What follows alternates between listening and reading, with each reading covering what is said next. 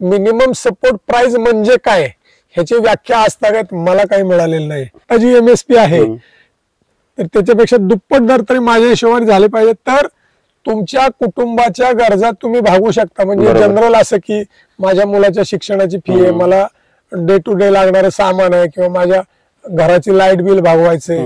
2 भाऊ असतील घरामध्ये तर एकाने शेती करायची आणि एकाने नोकरी करायची, आणि आता तेच परिस्थिती आपल्याला बघायला मिळते। शेती कोणाची चांगली आहे गावात जर आपण अभ्यास केला, शेती त्याची चांगली आहे ज्याच्या घरात काही ना काही इन्कम आहे, सोर्स आहे। येस, पण तुम्ही फिजिकली पेरायला जाता, तुम्ही एक बी हे करता, आणि तो जो नवनिर्मितीचा आनंद हा शेतीमध्ये नक्कीच आहे, त्याच्याबद्दल पण तुम्ही त्या आनंदामध्ये पैसे जर हुडकत असताल आणि त्याच्यामध्ये मला भरपूर फायदा होईल असं म्हणत असताल तर तुम्ही यदा कदाचित चुकीचे ठरू शकता। कंटाळलेले तुम्हाला सांगतो, कारण दराची कुठल्याही शाश्वती नाही आणि इनपुट्सचे सगळे किमती वाढत चाललेले आहेत। हर एक गोष्ट वाढते बघा, डिझेल वाढलं, तुमचं पशुखाद्य वाढलं, खतांचे भाव वाढले, 50 किलोची पिशवी 40 किलोची झाली। नाही, मी स्टील समाधानी आहे का की मी नोकरीच्या मागे न लागता गेले 25 वर्ष जवळपास 25 वर्ष होत आली शेती करतोय, आणि आपण लावलेली झाडं ज्याला एक काळ असा येतो की त्याच्यामध्ये तुम्ही पैसे की समाधान ह्या 2 बाबींची तुलना करतात। आता मी अशा वयामध्ये आहे की मला पैशापेक्षा मला समाधान, किंवा मी समाधानी आहे आतापर्यंत मी जे जगलो जे केलं, कारण मी लावलेल्या झाडांना फळं आलेली असतात। रेग्युलर इन्कम असणारा दुसरा सोर्स म्हणजे माझी स्वतःची धर्मपत्नी, ती नोकरीला आहे, बरोबर, आणि ती नोकरीला असल्यामुळं मला बाकीच्या कुठल्याही चिंता नव्हते की आता मुलांची फी भरायची तर कुठनं भरायची। तेल्या रोग आला, तेल्या रोग आल्यावर ज्या वर्षी तेल्या रोग आला त्या वर्षी मी डाळिंबाची बाग काढून टाकली। अदरवाईज परिस्थिती अशी झाली की अरे असू देत, मारून देत, होऊन देत, 4 लाखाच्या जागी 8 लाख खर्च होईल, आपल्याला मिळालेत पैसे, ते काय मी कार्यक्रम केला नाही। शेती स्वतः करा, अनुभव घ्या, आणि चांगला आनंदी जीवन बाकी तुम्ही शेतामध्ये नक्की बरोबर अगदी मिळवू शकता। निसर्गाच्या जसं आपण जी झाडं लावलेली आहेत सरांनी लावलेलं आहे, समाधान वाटतं ना की मस्त मस्त इथे झोप लागू शकते, हे समाधान मिळते शेतीचं। नमस्कार, इंडियन फार्मर एंटरप्रिनर्स हे आपल्या युट्यूब चॅनल मध्ये आपले स्वागत आहे। आपल्या बरोबर चंद्रशेखर फडके सर आहेत। सरांबरोबर आपण 2 वर्षापूर्वी व्हिडिओ केलेला आणि खूप साऱ्या शेतकऱ्यांना तो आवडलेला। सरांचं बोलणं असेल किंवा त्यांच्या शेतीचे अनुभव असतील, त्यांचं केळी ह्या पिकाविषयी त्यांचं असणार नॉलेज असेल, त्यांचं विक्री कौशल्य असेल याबाबतचं, आज आपण इंडियन फार्मर एंटरप्रिनर्स ह्या युट्यूब चॅनलवर एक पॉडकास्ट चालू करतोय, आणि त्यातील पहिला हा एपिसोड आहे। आणि सरांबरोबर आपण मुक्त चर्चा करणार आहेत, शेतीविषयी काही विषय असतील शेतीमधील त्याबाबतच आपण सरांकडून माहिती जाणून घेणार आहे। आजकाल प्रत्येकाला वाटतं की शेती ही सोपी आहे, शेती आपल्याला कशी आपण शेती करू शकतो, किंवा शेतीतून आपण बक्कळ असे पैसे कमवू शकतो, आणि त्यातल्या त्यात आपण म्हणतो की शेती ही हॅपनिंग आहे किंवा शेती आनंददायी आहे, सगळ्यांना शेती हवी हवीशी आहे। पण सरांकडून आपण ते जाणून घेणार आहे की शेती नक्की हॅपनिंग आहे का, शेती आनंददायी आहे का। तर व्हिडिओ सुरू करण्यापूर्वी जे कोणी शेतकरी बांधव किंवा ज्यांना शेतकरी बनायचे असे आपल्या व्हिडिओवर पहिल्यांदा आले असतील त्यांनी आपल्या चॅनेलला सबस्क्राईब करा। अधिक माहितीसाठी आपले फेसबुक पेज व इंस्टाग्रामलाही फॉलो करा। आज जे आपण व्हिडिओ मध्ये बोलणार आहे त्यामध्ये जे काही वास्तव आहे ते बोलणार आहे, कुणाला नाराज करायचं नाही किंवा कुणाला आनंदी पण करायचं नाही। अगदी अगदी अगदी। त्यामुळे व्हिडिओला सुरुवात करूया। सर पहिल्यांदा सांगितल्याप्रमाणे सर्वात पहिल्यांदा आपले स्वागत चॅनेलवर पुन्हा एकदा। नमस्ते। सरांचं गाव आहे कवटे, तालुका खंडाळा, जिल्हा सातारा, आणि 30 एकर शेत जमीन आहे आणि बऱ्याच वर्षांपासून शेती करतात, त्यामुळे त्यांच्याकडे जो अनुभव आहे तो खूप कमी जणांकडे आहे, आणि अनुभवातून ते काय बोलणार आहेत ते अनुभवातून बोलणार आहेत। असं नाही की कुणाला आवडेल म्हणून ते खोटं सांगणार आहेत, किंवा जे आहे ते सरांचे अनुभव आहेत ते पहिल्यांदा पण त्यांनी एकदा सांगितलेले, आजही आपल्याला ते सांगणार आहेत। तर आपला विषय हाच आहे की शेती हॅपनिंग आहे का, आपले अनुभव काय आहेत याबाबतचे। आता हे वेव्स गत आहे, म्हणजे शेती कभी खुशी कभी गम, किंवा बहुत बार गम और बीच बीच में कभी खुशी, असा हा शेतीचा प्रकार आहे। आता शेवट कसं आहे की शेती ज्यावेळी तुम्ही करायला लागता, 2 उद्योग समजा घेतले, एक शेती घेतली आणि तुमचं एक मॅन्युफॅक्चरिंग युनिट आहे, एखादी वस्तू तुम्ही बनवता. तर शेतीमध्ये असं आहे की शेतीमध्ये सगळे फॅक्टर व्हेरिएबल्स आहेत. म्हणजे राईट फ्रॉम तुमचं हवामान म्हणा, पाऊस पाणी म्हणा, सीड क्वालिटी म्हणा, त्याची उगवण क्षमता म्हणा, फर्टिलिटी म्हणा, तुमच्या जमिनीची सुपीकता म्हणा, हे सगळे व्हेरिएबल्स आहेत. कॉन्स्टंट फक्त कष्ट हे कॉन्स्टंट आहेत. ह्याच्यामध्ये कष्ट आणि तुम्ही घातलेलं भांडवल शेतीमध्ये हे बाकी नक्की असतं, फिक्स असतं, ते तुम्हाला करावंच लागतं. त्यातनं रिझल्टंट काय मिळेल हे एखादा व्हेरिएबल जरी बदलला, जसं की निसर्गाचं चक्रच काही, निसर्गामध्ये काही हे आलं तर संपलं ना. तुम्ही तुमचं कष्ट वाया, पैसे वाया, ह्या गोष्टी शेतीमध्ये. म्हणजे जगातला माझ्या हिशोबाने 2 नंबरचा सगळ्यात अवघड धंदा शेतीचा आहे. पहिला सगळ्यात अवघड धंदा असेल तर तो लहान मुलांना शिक्षण देणे. म्हणजे सगळ्यात अवघड कुठला प्रोफेशन असेल तर, अवघड म्हणतोय मी, तो शिक्षकाचा असतो. आणि 2 नंबरला शेतीचा प्रोफेशन नक्कीच अवघड असतो. तर अशी ही शेती. आता भारतीय शेतीचा विचार करायला गेला तर भारताची लोकसंख्या आणि आपल्याकडे उपलब्ध असणारं क्षेत्र याचा विचार करूनच सगळी धोरणं ठरवली गेली पाहिजेत. अगदी आता बघा, पूर्वी समजा शेतकरी, समजा माझ्या गावामध्ये 100 शेतकरी म्हणजे 100 जणांचे सातबारे असतील तर 50 वर्षानंतर परिस्थिती अशी असते की 150 जणांकडे सातबारे असतात. कारण लोकसंख्या वाढत असते आणि जमीन स्प्लिट होत असते.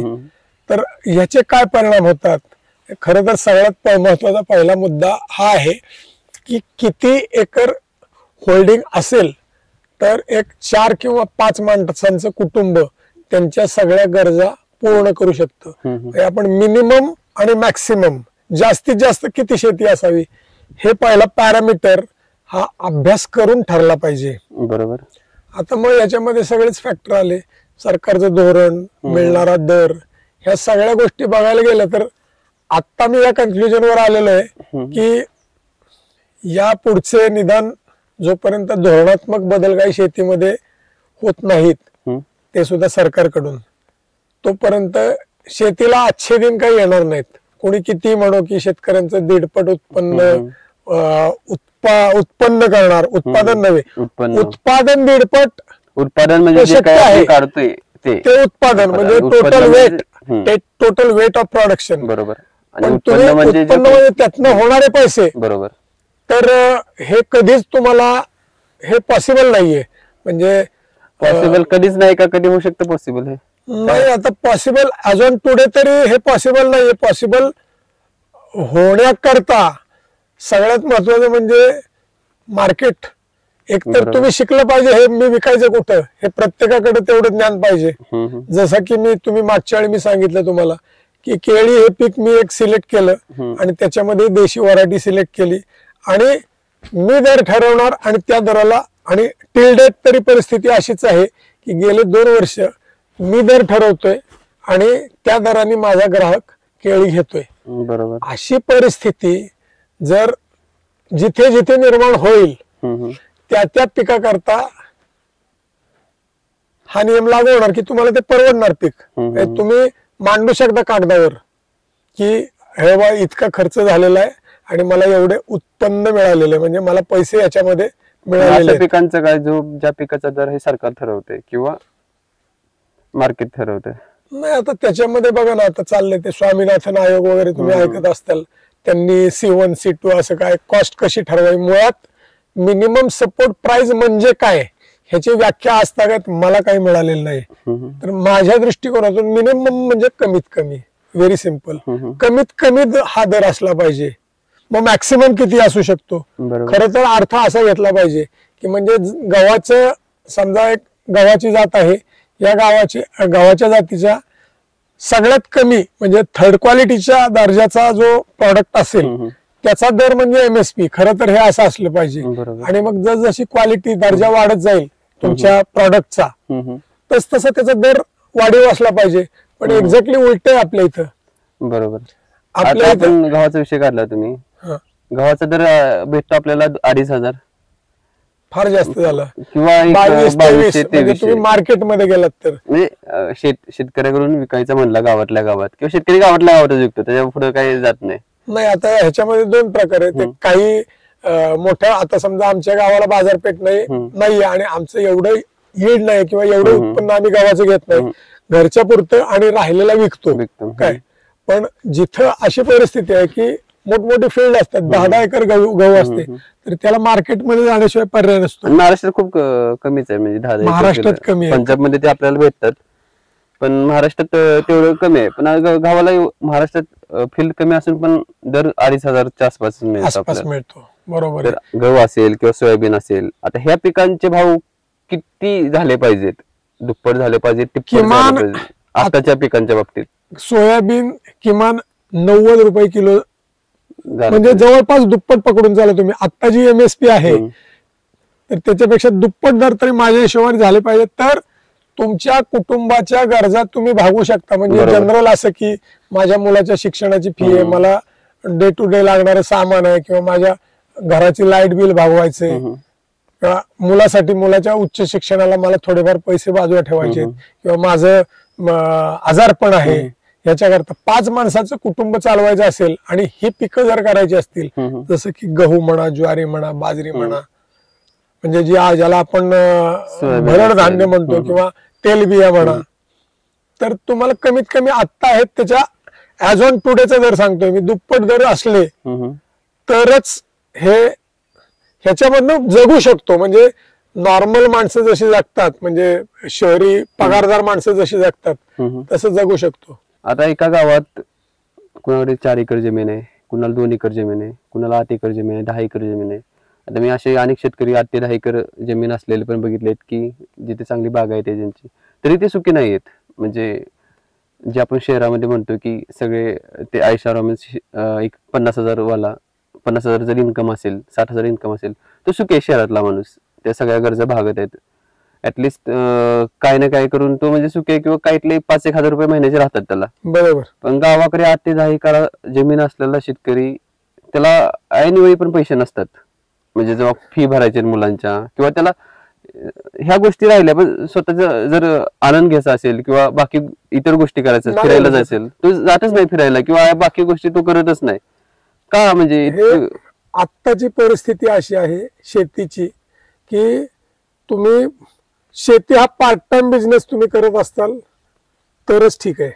तुमचा दुसरा जोडधंदा, मला वाटतं फार वर्षापूर्वी, मला वाटतं मे बी साधारणपणे 30-35 वर्षापूर्वी आपल्याच महाराष्ट्रातले एक मोठे नेते शरदचंद्रजी पवार, त्यांचं भाषण एकदा मी ऐकलं होतं, आणि त्या काळात ह्या माणसांनी सांगून ठेवलं होतं, 2 भाऊ असतील घरामध्ये तर एकाने शेती करायची आणि एकाने नोकरी करायची.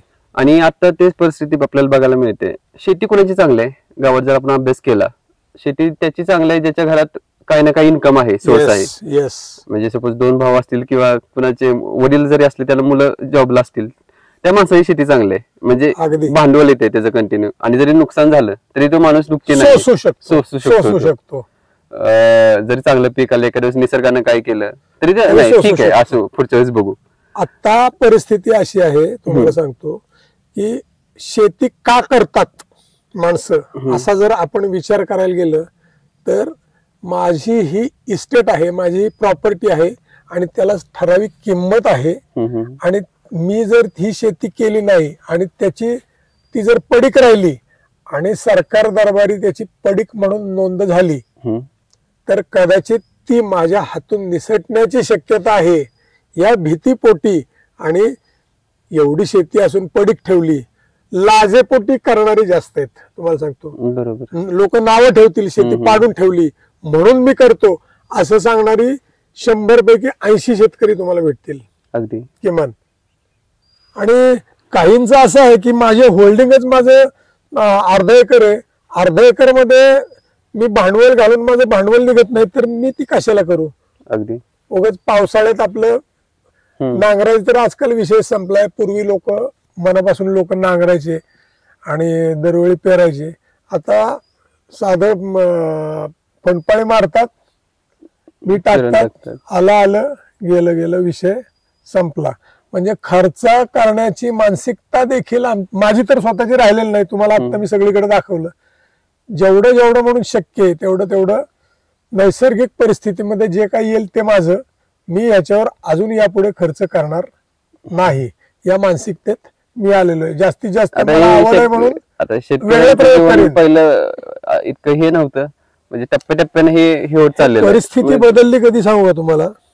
परिस्थिती ही साधारणपणे ज्यावेळी खाजगीकरण, उदारीकरण आणि हे जे जागतिकीकरण ज्यावेळी झालं तेव्हापासून हळूहळू ही परिस्थिती शेतकऱ्यांची आम्ही रिव्हर्स जायला लागलो. म्हणजे उलट दिशेनं सगळं जायला लागलं. म्हणजे अदरवाईज पूर्वी शेतकरी समाधानी होता. म्हणजे जागतिकीकरणाचा एक तोटा हे म्हणू शकतो इथे. आणि सरकारने घातलेलं आवाजावी लक्ष असं पण आपण म्हणू शकतो शेतकऱ्यांच्या पिकांवर किंवा भावावर. नाही बघा ना, आता तुम्हाला समजा एखाद्याने, आता समजा ते तुमचे मोबाईलचे टॉवर्स आहेत किंवा मोबाईल ऑपरेटर्स आहेत, समजा रिलायन्स आहे, जिओ आहे, अमुक आहे, तमुक आहे, त्यांच्याकडे एक ट्राय म्हणून त्यांना एक त्यांच्यावर लक्ष ठेवायला एक संस्था ठेवलेली आहे त्यांनी. बरोबर. पण ट्राय ठरवत नाही की रिलायन्सचे रेट किती असावेत, जिओचे रेट किती असावेत. आता पूर्वी फुकट दिलं, नेट फुकट दिलं, त्याच्यानंतर हळूहळू हळूहळू वाढू.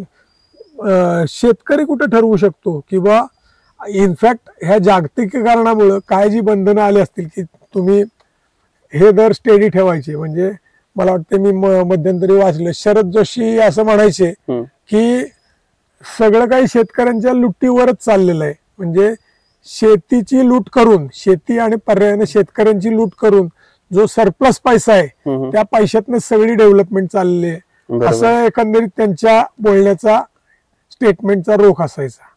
आणि खरं आहे ना ते. बघा ना तुम्ही, अगदी आपण जर तुलना केली, जर 1980 साली गव्हाचा रेट काय होता? अगदी बरोबर. म्हणजे ते समोर आहे. म्हणजे ते समोरच आहे ना. प्रत्येक रेट हा आपल्या समोर आहे. 1980 चा रेट, 8चा रेट. अगदी कशाशी तुलना करा. आता आपण शरद पवारांचं नाव घेतलं, तसं शरद पवारांसारखे मोठे नेते जर म्हणत असतील शेतीवर डिपेंड राहू नका, अर्थात, पण ते जेव्हा सत्तेत फार पूर्वी म्हणाले, पण सत्तेत येऊन पण ते बदल घडवू शकत नसतील, तर असं म्हणू शकतो की सरकारच्या हातात पण काय नाही. शेवट काय माहिती का, म्हणजे आता परत ते हा वादाचा मुद्दा निर्माण होईल. मी नेहमी असं म्हणतो की समाजवादी धोरणामध्ये शेतकऱ्यांना पकडलेलंच नाही, शेतकऱ्यांना गृहीत धरलेले. समाजवादी धोरण राबवण्याकरता शेतकऱ्यांचा वापर केला जातोय, पण समाजवादी धोरणाचे जे फायदे आहेत त्याच्यापासून शेतकऱ्याला टोटली वंचित ठेवलं जाते. बघा ना तुम्ही, हर एक बाबीमध्ये शेतकऱ्यांवर कंट्रोल आहे. आता काही जण म्हणतील की आम्ही एवढी सबसिडी देतो, खतावर एवढी काही लाख कोटी, हे हिशोब फेकतात. पण तोच तुलना तुम्ही रेटची केलीत, इव्हन मला वाटतंय ज्यावेळी वर्ल्ड ट्रेड ऑर्गनायझेशनचं काहीतरी चाललं होतं, मी वाचतो ते, तर त्यावेळी उणे सबसिडी आहे भारतीय शेतकऱ्यांना. आता भारताची शेती आणि अमेरिकेतली शेती याची तुलनाच होऊ शकत नाही. तुलना होऊ शकत नाही अशासाठी की अमेरिकेची लोकसंख्या आणि त्यांच्याकडे उपलब्ध असलेलं क्षेत्र आणि भारताचं क्षेत्र हे जमीन आसमानाचा फरक आहे. परिस्थिती भिन्न आहे. आता आपण म्हणतो की आता शेतकऱ्यांची परिस्थिती शेतकऱ्यांनाच माहित, पण शहरी भागात असेल किंवा बाकी ठिकाणी असेल, महाराष्ट्राच्या बाहेर असेल, बाहेरच्या देशात शेतीविषयी असं काही चित्र रेखाटलं जातं की नाही शेती चांगली आहे, आनंद आहे, शेतकरी सुखात आहेत, निवांत आपल्या गावात जगतात किंवा चांगलं कर्ज माफ होतंय किंवा अजून काय 2-1 हजार रुपये मिळतात वर्षाला किंवा 2 महिन्याला 3 महिन्याला. अजून ते आता हे जे महिलांचे पैसे चालू झालेले आहेत, बरोबर. त्यामुळे असं वाटतं की ना सुखी आहे, सगळं आनंद आहे. आणि पिक्चर मध्ये तर शेतीचं चित्र असं रेखाटलं जातं की शेती विकायची नाही, शेती राखायची वगैरे, हे ते. अगदी बरोबर आहे. काय नक्की कसं वाटतं तुम्हाला हे बघून ऐकून? आता काही अनुभव सांगतो तुम्हाला मी. मला माझ्या शहरामध्ये मी शिकलेला असल्यामुळं माझे बरेच मित्र आहेत. ते ज्यावेळी इथे येतात आणि एकंदरीत सगळं बघतात त्यावेळी म्हणतात अरे यात खूप कष्ट आहे. पण ज्यांना हे काहीच माहित नाहीये, ज्यांनी फक्त फेसबुकवर किंवा व्हिडिओ बघितलेले असतात, त्यांना याचं आकर्षण आहे. आता ह्याच्यामध्ये दोन प्रकार आहेत की तुम्ही म्हणता तसं की काही लोकांना असं वाटतं की अरे शेती करणे म्हणजे गुडी गुडी आहे, सगळं मस्त असतं काय, आणि आपणही काय करायचं नाही. अजून एक प्रकार असा असतो की लोकांना जाणीव असते की शेतीमध्ये कष्ट आहेत, तरी देखील जाणीवपूर्वक हे जीवन मी स्वीकारणार, कारण मला शहरातल्या दूषित वातावरणामध्ये राहायचं नाही आणि माझे हातपाय मला चालू पाहिजेत, म्हणजे माझं म्हातारपण व्यवस्थित जावं आणि कष्टात थोडेफार माझ्या शारीरिक हालचाल व्हावी आणि मला मी पिकवलेलं खायला मिळावं. या हेतूपायी काही जण शहरातनं खेडेगावात येऊन राहतात, शेती घेतात, शेतीमध्ये विविध प्रयोग करतात. मला असं कोणाचा फोन आला की मी त्यांना सांगतो तुम्ही शेती विकत घेण्याआधी एक 3 वर्ष ट्रायल म्हणून माझा एक एकरचा शेतीचा तुकडा तुम्हाला देतो, इन्फ्रास्ट्रक्चर सगळं रेडी आहे, तुम्ही आधी स्वतः प्रयोग करा, नाहीतर उगाच आगीतून उठून फुपाट्यात पडलो असं व्हायला नको. म्हणून मी त्यांना नेहमी सांगतो की आधी येऊन अनुभव घ्या. हा, आता तुमच्याकडे पैसे भरपूर आहेत, मला असेट करायचं आहे, म्हणजे आपण त्याला असेटच म्हणतो ना, शेतीला एक असेट आहे हा तुमचा, तो हे जगायचे आपलं मुक्त जगायचे किंवा पैसे भांडवल आनंद पाहिजे, हा आनंद पाहिजे, तर तुम्ही आधी येऊन ट्रायल घ्या. तुमचे पैसे जे आहेत ते एकदम खर्च करू नका. बरोबर. तुम्ही 3 वर्ष 2 वर्ष तुम्हाला जेवढा दिवस अनुभव घ्यायचा तेवढा मोफत घ्या माझ्या इथे. तुम्हाला जे काय करायची, कुठलीही शेती करायची, मी आहेच काय, आणि मला कुठल्याही प्रकारचं त्याच्याकरता मला वार्षिक काय तुम्ही भाडं सुद्धा देऊ नका. आणि एकदा कन्फर्म करा, आणि एक नक्की आहे की तुम्हाला यश मिळालं तर मग तुम्ही जरूर शेती तुम्ही विकत घ्या, ते भांडवल घाला त्याच्यामध्ये आणि तुम्ही शेती विकत घेऊन राहा इथे आणि करा. आता आपण बोललो म्हणजे शेतीविषयी आपण जे काय आहे थोडस जे वास्तव आहे ते बोललो, पण तुम्हाला काय वाटतं, तुम्ही शेतीतून इतक्या वर्ष शेती केली तुम्ही किंवा अजून पण करताय शेती, जे येतात शेतीमध्ये किंवा ज्यांना शेती करायचं आहे, पण आपण इतकं सांगून पण जर करायचीच असेल शेती, त्यासाठी तुम्ही काय सांगाल, म्हणजे शेती चांगलीच आहे का, कसं, म्हणजे काय वाटतं? शेवट कुठलंही निर्मिती करणं म्हणजे निसर्गच निर्माण करत असतो, पण तुम्ही फिजिकली पेरायला जाता, तुम्ही एक बी हे करता, आणि तो जो नवनिर्मितीचा आनंद हा शेतीमध्ये नक्कीच आहे, त्याच्याबद्दल वाद.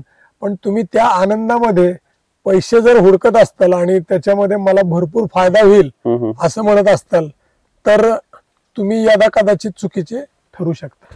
तर आपण म्हणतो की शेतीमध्ये आपण शेती करत असताना आणि आपण म्हणतो की कोट्यावधी रुपये कमवतात एका एकरामधून, कोण कोण म्हणते एका एकरातून मी कोट्यावधी कमवलं, 1-1 लाख कमवले, 5-5 लाख कमवले. तर पैसे तर ठीक आहे, पण शेतीमधून आपल्याला आनंद मिळतो, म्हणजे आनंद मिळवण्यासाठी आपण शेती करायची असेल, ज्यांना करायचंय त्यांनी नक्कीच शेती करावी, ज्यांच्याकडे चांगला इन्कम आहे, जो गावाकडे राहून पण काम करत शेती करणार असेल, IT मध्ये आहे किंवा सॉफ्टवेअर डेव्हलपमेंट मध्ये आहे, जो वर्क फ्रॉम होम करत जर शेती करणार असेल त्यांना वेलकम आहे, मोस्ट वेलकम आहे असं लोकांना, जरूर करावी. म्हणजे शेतीसारखा आनंद कुठे नाहीये, नक्कीच नाही, नक्कीच. पण पैशासाठी जर करायचे असेल तर 10 वेळा विचार करावा. तुम्हाला सातत्यपूर्ण इन्कम एखाद्या शेतीच्या प्रॉडक्ट मधून मिळू शकेल या भ्रमामध्ये कोणी राहायचं नाही, एवढं बाकी नक्की. ते आमच्याकडे ग्रामीण भागामध्ये म्हणतात,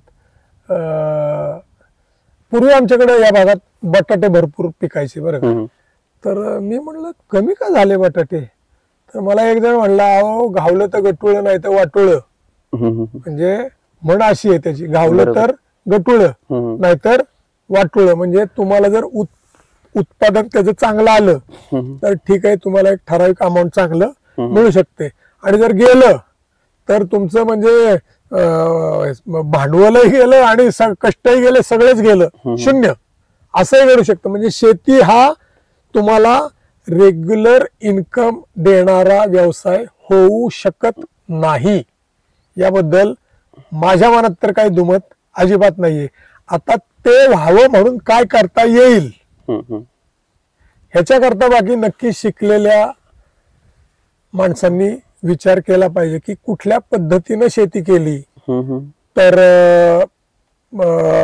नक्की हे होऊ शकतं. आता यामध्ये पण म्हणजे आहेत काही लोक असे आहेत जे चांगला अभ्यास करतात, बाजारभावाचा ज्यांना अभ्यास चांगला आहे, एक्झॅक्टली टोमॅटोचा बाजारभाव कधी चांगला येईल, आल्याचा बाजारभाव कधी चांगला येईल, किंवा द्राक्षामध्ये पण काही चांगले काम करतात, जे कॅश क्रॉप आहेत, ज्याचं त्यांना माहिती की नाही ह्या वेळेस जर लावली तर बाजारभाव आपल्याला नक्की चांगला मिळू शकतो. तर अशी लोक पण आहेत जी चांगला पैसे मिळवतात. टोमॅटो मधून पण 5-5 लाख रुपये कमवणारे आहेत एका एका सीझन. मी तर अशी माणसं बघितलेली आहेत की टोमॅटो भाड्याच्या ट्रक भरून कॅरेट नेले, मार्केटमध्ये कॅरेट उतरवले, त्याचे पैसे घेतले आणि मोकळी कॅरेट स्वतःच्या ट्रक मधून घालून परत घरी आले, असे सुद्धा आहे. पण हे किती वेळा होतं? मगाशी म्हणूनसाठी म्हणलो की तुम्हाला जर सातत्यपूर्ण रेग्युलर पैसे मिळतील असं जर तुम्हाला वाटत असेल, म्हणजे जर चांगला अभ्यास असेल ह्या गोष्टींमध्ये, तरी देखील हे खूप प्रेडिक्शन खूप अवघड आहे. कारण आता तुम्ही भाजीपाल्याच्या बाबतीत म्हणत असताल तर मी एक वेळ मान्य करेन, पण ह्या ज्या बाकीचे प्रोड्यूस आहेत की म्हणजे तुमचं अन्नधान्याचे गोष्टी म्हणा, म्हणजे जसं की गहू, ज्वारी, बाजरी किंवा सोयाबीन, याच्यामध्ये तुम्ही विचारही करू नका, कारण हे सगळं जगाच्या बाजारपेठेवर चालतं. आणि भाजीपाला म्हणजे नाशवंत गोष्टीमध्ये तुम्हाला लॉटरी लागू शकते, त्याला सुद्धा लॉटरीच म्हणायचं. भाजीपाला हा जुगार आहे. जुगार आणि कष्ट आणि भांडवल अमाप. कष्ट अमाप, भांडवल अमाप.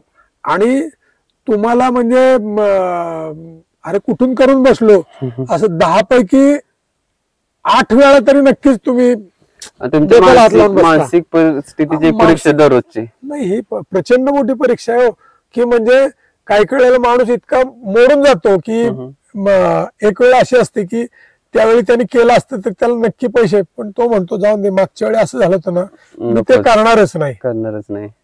हे असं घडतं. आता ह्याच्यामध्ये ते म्हणूनच काय माहिती का, मिनिमम खर्चामध्ये मला काय काय करता येईल. आणि बरं, शिवाय आता आम्ही काय कळायला असं म्हणतो आम्ही अन्नदाते आहोत. अरे परिस्थिती आता तशी राहिलेली नाहीये दादांनो, की अनेक प्रकारे शेती करणारी माणसं, आणि संशोधन चालूच आहे ना, आणि ते संशोधन अशाच दिशेने चालू आहे की फिजिकल कष्ट कमी व्हावेत अशा दृष्टीने काय करता येईल, किंवा कमीत कमी जागेमध्ये जास्तीत जास्त उत्पादन. म्हणजे तुमच्या जमिनीचं, तुमच्याकडे लाखो एकर किंवा तुमच्याकडे 30 एकर जमीन आहे, त्या 30 एकर मध्ये तुम्ही जेवढं उत्पादन काढता ते 2 एकर मध्ये काढणारी टेक्नॉलॉजी जर आली तर काय करणार तुम्ही. आणि हे घडतंय ना, व्हर्टिकल फार्मिंग आहे, नंतर आता हायड्रोपॉनिक्स आलेले, आता मगाशी म्हणलो त्या आता एरोपॉनिक्स हा एक नवीन विषय की पाणी ना, म्हणजे माती नाही आणि जागाही नाही, हवेमध्ये मुळं तरंगणार आणि ते क्रॉप वाढणार. म्हणजे चॅलेंजेस भरपूर आहेत आता. म्हणजे शेती पुढे चॅलेंजेसच आहेत. त्यातून कसं तग धरणार, असं जे आहे तेच लोक, म्हणजे नवीन जर अजून संख्या आली, लोकसंख्या भर, आणि दरवेळी नवीन ऍडच होते ना शेतकरी. बघा ना, पूर्वी शेतकरी टोटल किती होते, समजा आमच्या गावामध्ये 100 जणांचे सातबारे होते, आता सातबारे विकतात 150 जणांचे. अजून काही त्याच्या पुढची पिढी ऍड झाली की झाले 200 शेतकरी झाले. शेतकऱ्यांची संख्या ही वाढतच राहणार आहे, म्हणजे ऑन पेपर. बरोबर, करणारे कमी असतील. बरं, आता हे विषय झाला नवीन जे पडणार आहेत, पण जे ऑलरेडी शेतीमध्ये आहेत कंटाळलेले तुम्हाला सांगतो, कारण दराची कुठल्याही शाश्वती नाही, आणि इनपुट्सचे सगळे किमती वाढत चाललेले आहेत. हर एक गोष्ट वाढते. बघा, डिझेल वाढलं, तुमचं पशुखाद्य वाढलं, खतांचे भाव वाढले. 50 किलोची पिशवी 40 किलोची झाली. म्हणजे ते म्हणजे हळूहळू सगळे, आणि तुमच्या त्या हिशोबामध्ये तुमचं रेट कमी आहे, म्हणजे तुमची मॅन्युफॅक्चरिंग कॉस्ट वाढते, आणि सेलिंग प्राइस जी आहे ती आहेच. काही वेळेला कमी सुद्धा होते. आता सोयाबीनच बघा, एमएसपी पेक्षा कमी दरामध्ये सोयाबीन, एमएसपी ला काही अर्थच नाहीये. एमएसपी हे म्हणजे तुझं लग्न झालेलं आहे म्हणून तुला टिकली लावलेली, हे टिकली लावण्याचं आहे, म्हणजे त्याचा आणि काही उपयोग नाही. त्या कामं चालू आहे सगळे सरकारकडून, सरकारकडून म्हणण्यापेक्षा ही सिस्टीमच पहिल्यापासून बसलेली आहे. लसूण हा प्रकार गेले 3 वर्ष लसणाचे दरच कमी झाले नाहीत. नक्की झालं काय? हे म्हणजे गौडबंगाल आहे की लसणाचं कोणी स्टॉक करताय का, किंवा तो हे काही कळत नाही. बरं, उत्पन्न घेत आहेत का? शेतकरी उत्पन्न घेत आहेत. लसूण जातोय कुठं? नक्की. आता यावर्षी कदाचित उलट होईल की बऱ्याच जणांनी मोठमोठे फील्ड्स लावलेले लसणाचे.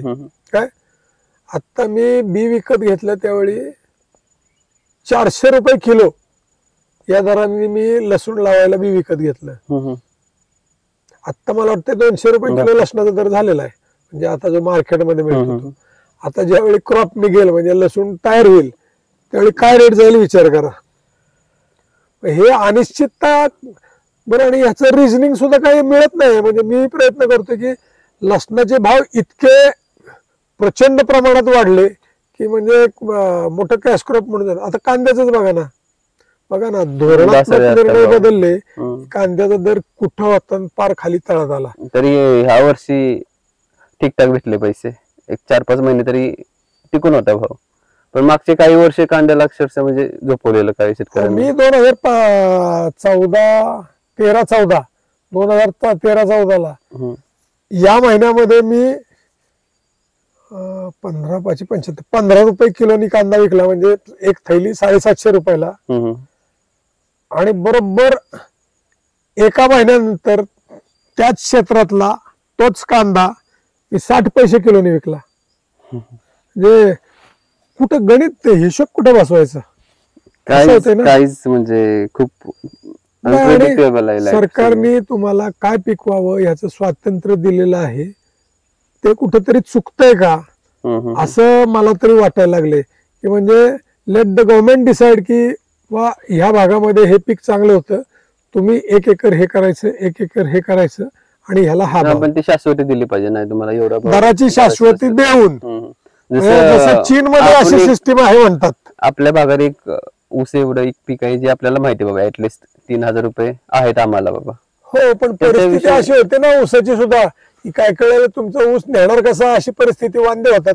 आणि ते विशेष वेगळा आहे. कुठे कारखाने चाललेत कुठे कारखाने सगळे कर्जबाजारी कारखाने आहेत. बरोबर. म्हणजे तसं करायला गेलं तरी म्हणजे ते सारखंच आहे ऊस नेण्याचे म्हणजे एकतर पूर्णपणे नियंत्रण तरी ठेवा. मग तेच तर म्हणणं आहे आमचं की एकतर नियंत्रित करायचं असेल तर 100% नियंत्रित करा की मी काय पिकवायचं हे मला गव्हर्नमेंटने सांगायचं. आणि एवढं प्रोडक्शन झालं तर तुला हा रेट, ह्याच्यापेक्षा जास्त केलंस प्रोडक्शन तर ऍडिशनल हा बोनस तुला. असं काहीतरी सिस्टीम. म्हणजे मी असं ऐकलं की चीन मध्ये अशी सिस्टीम आहे म्हणे की चायनामध्ये रिपब्लिक ऑफ चायना तर तिथे कोणी काय पिकवायचं हे गव्हर्नमेंट सांगतं. ते सगळं त्यांच्या फॉर्मॅटमध्ये बसवलेलं आहे आणि त्याचं जे क्रॉप आहे ते सगळं गव्हर्नमेंट थ्रू खरेदी केलं जातं असं मी ऐकलं. खरं खोटं मला माहित नाही. असं तरी झालं पाहिजे. आता तुम्ही म्हणाल की तुम्ही एवढं सांगता मग तुम्ही शेतीमध्ये कसे टिकून राहिलात हा एक महत्वाचा मुद्दा आहेच ना. तर मी शेतीमध्ये यासाठी टिकून राहिलो की माझ्याकडे रेग्युलर इन्कम असणारा दुसरा सोर्स म्हणजे माझी स्वतःची धर्मपत्नी. ती नोकरीला आहे.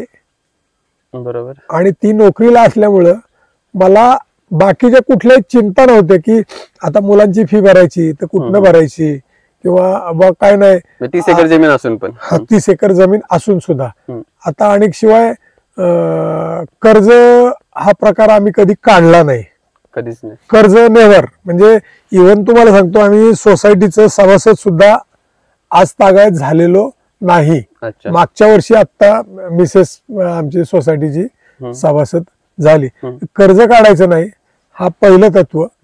आणि शेतीतलं जे उत्पन्न आलेलं आहे ते त्याच्यापैकी काही भाग राखून ठेवायचा, काही इन्फ्रास्ट्रक्चरवर खर्च करायचा. आता मी डाळिंब केलं होतं तुम्हाला माहितीच आहे.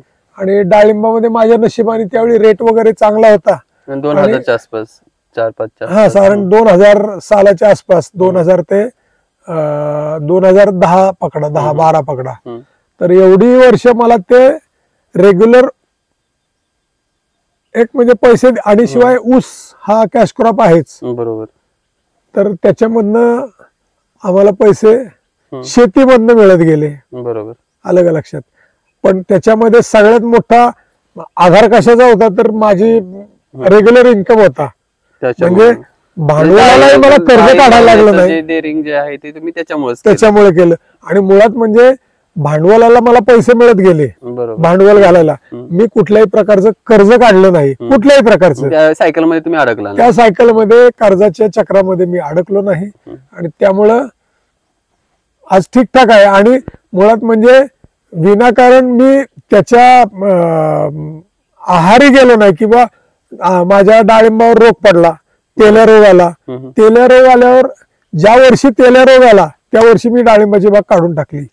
अदरवाईज परिस्थिती अशी झाली की अरेच असून देत, मारून देत, होऊन देत, 4 लाखाच्या जागी 8 लाख खर्च होईल, आपल्याला मिळालेत पैसे. ते काय मी कार्यक्रम केला नाही. मी ते निर्णय घेऊन टाकला की आता नाही करायचं हे. बरोबर. म्हणजे आता जी परिस्थिती अशा घरात ते दिसते, म्हणजे ज्यांच्या घरात इन्कम आहे त्यांचं घर सुखे आहे, त्यांचं घर गावाकडे. हो, 100% तुमच्या बाबतीत पण होती. म्हणजे येस येस, नक्की. त्यामुळे ते एवढा मी जोरात बोलतोय, नाहीतर माझी ही बोलायची सुद्धा हिंमत झाली नसती. बरोबर. एवढ्या मोठ्या लोकसंख्येच्या, आणि क्षेत्र कमी आहे आपलं. सगळ्यात महत्वाचं म्हणजे ह्याचं गुणोत्तर, लोकसंख्या आणि उपलब्ध क्षेत्र, ह्याचं गुणोत्तर बघितलं तर आपण फार मागे आहोत. बरोबर. म्हणजे चायना म्हणा, रशिया म्हणा, इव्हन युक्रेन यांच्यापेक्षा खूप मागे आहोत आपण. बरोबर. शेतीविषयी बोलायला तेवढं कमी आहे. हा अजून दिवस अख्खा आपला बोलत संपेल. अगदी हा न संपणारा विषय आहे. तर सरांचे अनुभव आहेत जे काय आहेत ते 20-25 मिनिटात आपण सरांनी सांगितले शेतीविषयीचे. तुम्हाला काय वाटतं, तुम्ही जॉब सोडून शेती करायचा निर्णय जो घेतला तो कसा होता? नाही, फिटनेसच्या दृष्टिकोनातून म्हणाल म्हणजे इतक्या वर्षांत तुम्हाला काय उमगलंय? नाही, मी स्टील समाधानी आहे की मी नोकरीच्या मागे न लागता गेले 25 वर्ष, जवळपास 25 वर्ष होत आली शेती करतोय. आणि आपण लावलेली झाडं, ज्याला एक काळ असा येतो की त्याच्यामध्ये तुम्ही पैसे की समाधान ह्या 2 बाबींची तुलना करतात. आता मी अशा वयामध्ये आहे की मला पैशापेक्षा मला समाधान, किंवा मी समाधानी आहे आतापर्यंत मी जे जगलो, जे केलं. कारण मी लावलेल्या झाडांना फळं आलेली असतात, माझी नातवंड येतात, हा किती छान दिसतंय, शहरातली आपली नातवंड येतात, किती छान दिसतंय, मस्त झालंय. आणि पुढं मागे ते सांगणार आहेत ना की हे माझ्या आजोबांनी लावलेलं झाड बरं का. त्यावेळी तो जो आनंद असतो, ते जे समाधान असतं, त्याची तुलना पैशात नाही करता येत. बरोबर. आता तुम्ही ह्याची व्याख्या समाधानात केली किंवा आनंदात केली, त्यामुळे ते तुम्हाला चांगलं वाटतंय.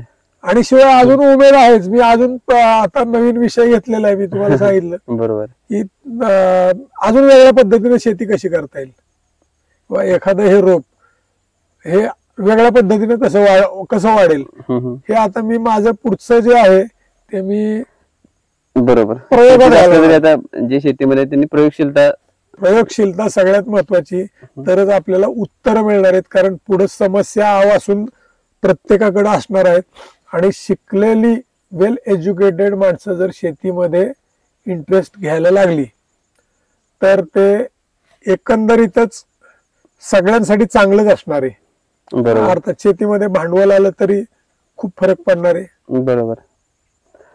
प्रयोगशीलता ज्यांच्या अंगात आहे, त्यांच्याकडे भांडवल आहे, चांगला पैसा आहे, आणि ज्यांची डिपेंडेबिलिटी फक्त शेतीवर राहणार नाही, असं जर कोणी स्वप्न बघत असेल की मी माझ्याकडे 50 लाख रुपये किंवा 1 कोटी रुपये आहेत, मी 2 एकर शेती घेतो आणि तिथे मस्तपैकी घर बांधतो, तर ते पैसे बाबांनो तुम्हाला लागतील तुमच्या आरोग्याला, तुमच्या डे टू डे खर्च म्हणजे खाण्यापिणे याच्याकरता लागणारे पैसे बाजूला आहेत याची खात्री करून सरप्लस मनी तुमचा जो असेल तो तुम्ही जरूर इन्व्हेस्टमेंट करा शेतीमध्ये.